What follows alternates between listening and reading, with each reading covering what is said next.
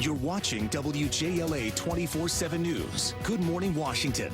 On your side.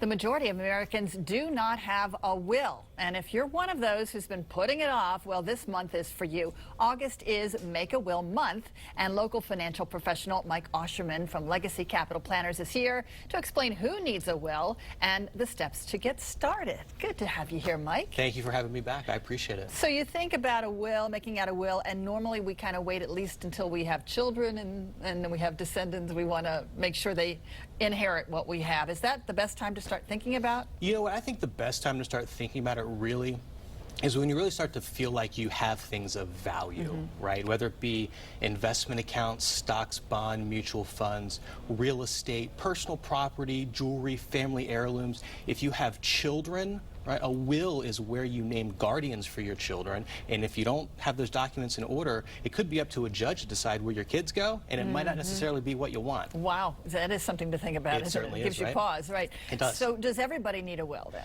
I think the folks who need a will are the ones who are starting to accumulate assets and actually think they have things of value. I think a good jumping off point would be maybe sit down and start to take an inventory of maybe what you have, whether it be financial assets, personal assets, or children, if you will. Beneficiaries, where do you want your stuff to go? Right. And then ultimately connect with a professional so they can actually get the process started for you properly. And sometimes it just takes time, especially when you're dealing with families and you have personal items that maybe have been in the family for a long time. Right. And it's a good conversation starter. It is. Just to find out, well, who might want this particular item?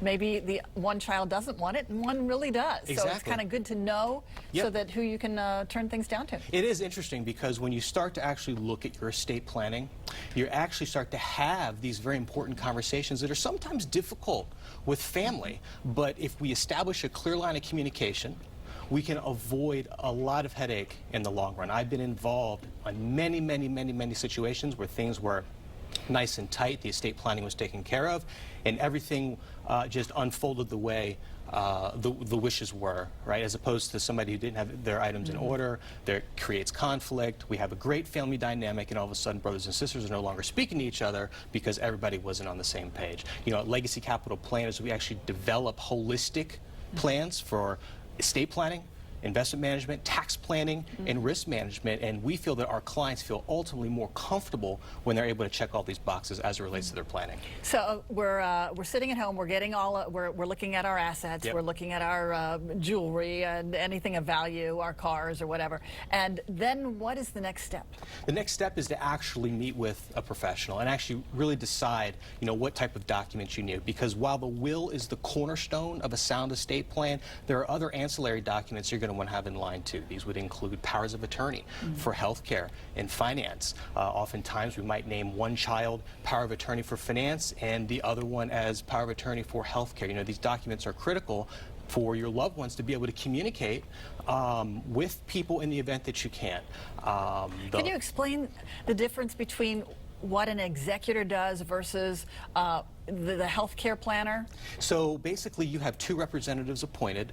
The interesting thing is that when you pass away, those power of attorneys, they go away. And now all of a sudden the executor now steps in, is responsible for distributing assets. So powers of attorney are valid in going on while you're alive, and then when you pass on, that's when the will takes over, executor steps in and then carries out their duties. And how do you choose an executor? I know, What are some of the things you have to think about? You want to think about maybe family members that are trustworthy, friends that are trustworthy. You can also engage a disinterested third party like an attorney or a bank. If you do that, they are going to charge a fee.